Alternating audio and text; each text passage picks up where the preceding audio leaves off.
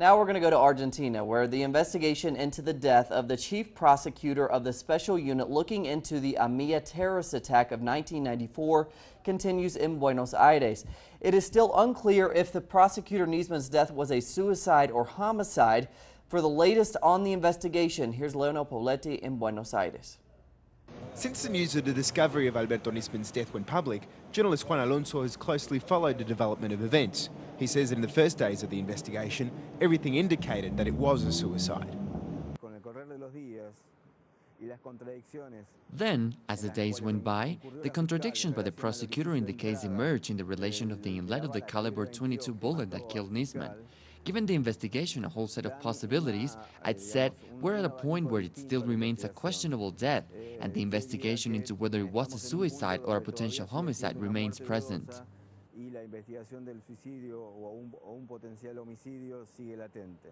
The former intelligence chief of operations, Antonio Jaime Stiuso, has been strongly associated to the death, and he will be called to testify in the coming days as a witness in the case.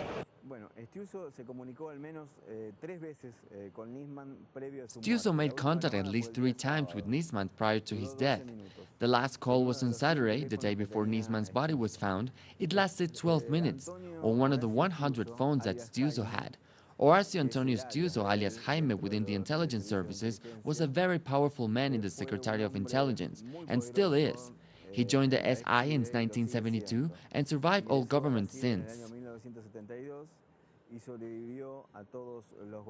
Journalist Juan José Salinas, who has thoroughly investigated the AMIA terrorist attack, does not rule out that Nisman died from an induced suicide. If you look at who Nisman spoke with before committing suicide, he spoke with a former chief operating officer of the Secretariat of Intelligence, Antonio Stiuso. He also spoke with 2 legislators, Patricia Bullrich and Laura Alonso. Stiuso was of a connection with the CIA and Mossad. The 2 legislators, in Bullrich's case, she is clearly part of the CIA, and in the case of Laura Alonso, it's publicly known that she is financially supportive of the vulture funds that are trying to strangle Argentina.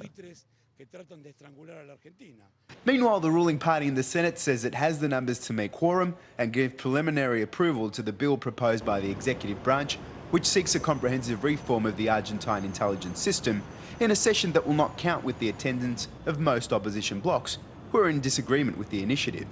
From Buenos Aires, Leo Poblete Telesur.